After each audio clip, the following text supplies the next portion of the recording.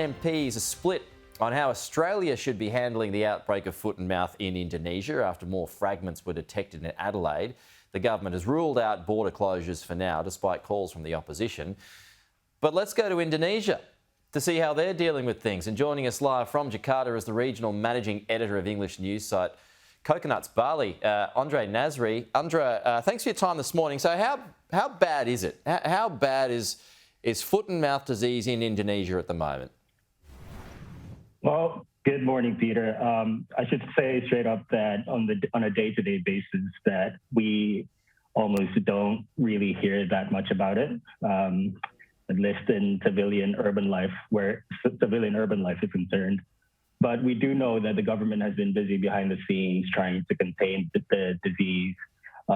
Latest official data shows that 22 out of 37 provinces, and that includes all of the provinces in all of Java, have been declared red zones. These are zones with 50% of its districts or cities within that province that have recorded cases of foot and mouth.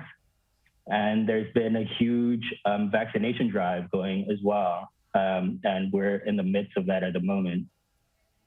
So 22 out of 37 provinces, that's more than half. That's fairly significant. Is the government indicating that it's under control, or is it still out of control?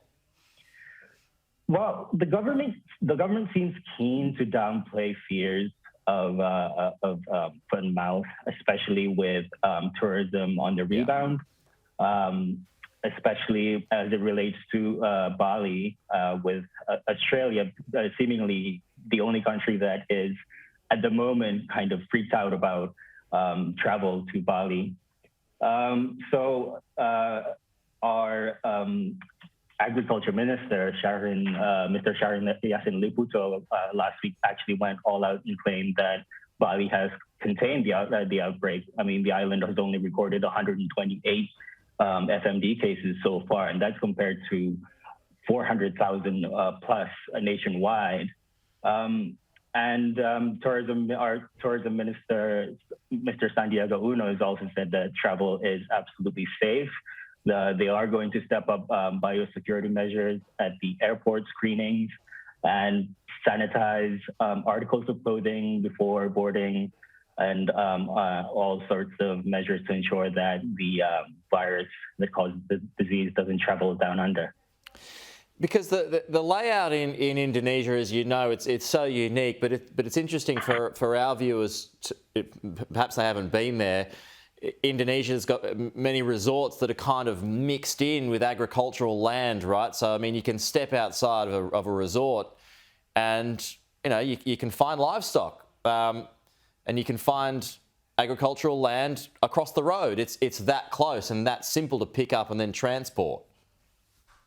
Indeed, yeah. That's why I guess I understand some in Australia calling for Aussie tourists on their way home to ditch their shoes in Bali, because, as you know, shoes can come in contact with contaminated soil. But again, the Ngurah Rai airport officials in Bali again downplayed fears and said that nobody's really paying attention to that advisory.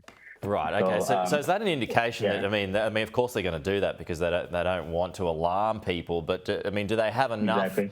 Do the authorities in Indonesia have enough capabilities, or do they need more help to be able to handle it? So we know that Indonesia's received some 5 million Australian dollars in aid to combat foot and mouth disease locally. And some of that went into the vaccination program. Indonesia imported 3 million doses of the vaccine so far. And as of July 18th, 540,000 animals have been vaccinated, mostly in central Java. But the officials have noted that the efforts to vaccinate have been hindered by a distinct lack of vaccinators, as well as access to remote areas, the most remote areas in Indonesia. And just to compare that to the numbers of the caseload in Indonesia, as I said earlier, 400,000 plus have been infected. And from those, 165,000 animals have recovered, 2,800 have died. 4,400 have been called, or as they call it, conditionally slaughtered here. Right. Okay, Andra, we're out of time, but we will have to leave it there. Thank you for your time this morning, giving us that update. That's Coconuts Bali. It's a nice sounding publication there from Andra there in Jakarta. Thanks for coming to us.